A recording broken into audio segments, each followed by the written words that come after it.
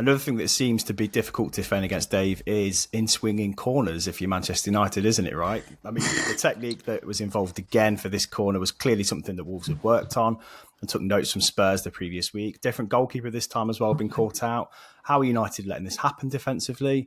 Sum up your feelings, Dave, because Wolves 2, United 0 didn't seem a surprising result, I think, once the game started, and even the sending off didn't impact it hugely. So what are your thoughts? No, to be honest, even I'd say before the red card, and obviously Wolves went ahead, it was a very uneventful first half, to be honest, and a tough watch, a real tough watch, and it's something we've said all season when watching United.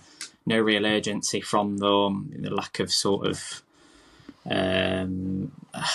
lack of endeavour at times. I think just no clue, I think, of how to create opportunities. We just look all at sea at times in that area, and it's just, again, how many corners are we going to concede from? How many set pieces are we going to concede from come the end of the season? Because I'm dreading it's going to be in the 20s, even the 30s. How many goals we've conceded? It's ridiculous, and it's not something new to us. Like, this was happening under Ten Hag last season, so it's something that Amorim's not had the chance to rectify, come in and solve this issue. So, this is something, though, I've been saying to the United fans on Blue Sky is like this.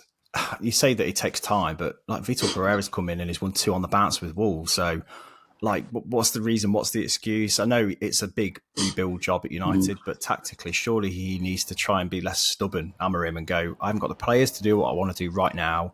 I need to adapt a little bit more to the opposition. I do think there's a mentality thing to it. It feels like when we suffer, where something goes against us in a game, it hits us massively and impacts those players, and that is not something that I think you can solve so easily. You look at Xerxes defending, particularly from is it last week against Spurs? Yeah, awful. Yeah. It was defensively terrible. Again this week, I just think some of the players and the way it doesn't seem like there's an aggression and a will to defend the goal at all costs from every single player on that pitch. I think that's the difference, though, and that's the difference between United and the rest of the teams that we lose against, is that the other team just has to show up and play really well, and United just crumble. I don't think it's a case of that. I just think it's a case of desire. They know that they can get at United. They don't fear them at all. They've watched teams, stroll to wins over the last... look how far we can go back, years and years now. This isn't a team that are feared by opponents. This is a team that everybody knows they can go to Old Trafford even and get a win. And you're lacking those leaders, though, again. It feels like the same old conversation. Like, you look at this starting 11, Bruno's meant to be your captain, gets himself sent off for 2 stupid challenges. The second one he really didn't need to make in that way. No leadership there. Rashford's meant to be a massive leader at the club. He's been there a long time. He's been dropped from the last 4 games. The corner, how is Harry Maguire or Alessandro Martinez letting 2 Wolves players completely surround the goalkeeper? They're going over and getting themselves involved and getting him cleared out. Because you saw that not one person seemed to have the awareness of what was actually happening in their box. And that's where you need a leader on the pitch to go, come on, let's get this game by the scruff of its neck. Wolves are doing well under Vitor Pereira, fine, but they're still a team that have been in the bottom 3 all season. Like, they're not the best team in the world. They've got a couple of good players, but defensively you can get at them. United didn't even try, it felt like, because no one's there driving them forward. They've got no one to lead this team. No, I think even the goalkeeper, I think I've seen him been defended quite a bit on social media saying that he's been blocked off, but just be a bit more... Oh, no, it's his fault.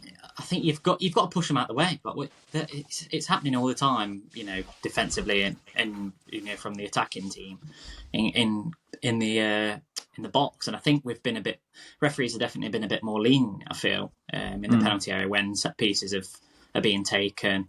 We've got this thing of fleeting now that's come in, and there's definitely a grey area there with things as well. I just feel like you've got to clear your box, and if you've got to get your body in there as a keeper, you just got to be more dominant and just take control of the situation. Yeah, agreed. That was his problem, though. He tried to do that in a weird way. Like, he grabs Doherty around his waist rather than trying to shove him off, and does it at exactly the wrong time, which meant he didn't have time to then jump for it. It was such a weird process from them. Like, you're right, Dave. If you're a goalkeeper and you jump for that ball in between two players and you miss it, you might get a foul in the Premier League. But as soon as you've then not gone for the ball because you wrap your arms round the defender in front of you, well, you've lost it. It was poor decision making. And it's weird because Onana actually has been your best player this season until Amorim came in, and now he seems to be struggling all of a sudden. I don't know how that's happened.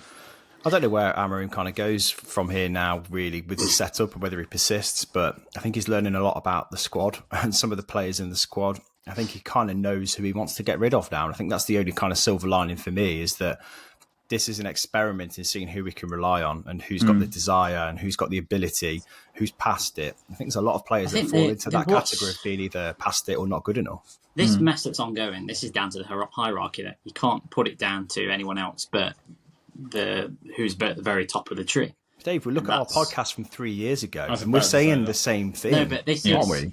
For instance, that it should have been, obviously you were saying Miles at 10 should have been let go in the summer, and that should have been the end of that.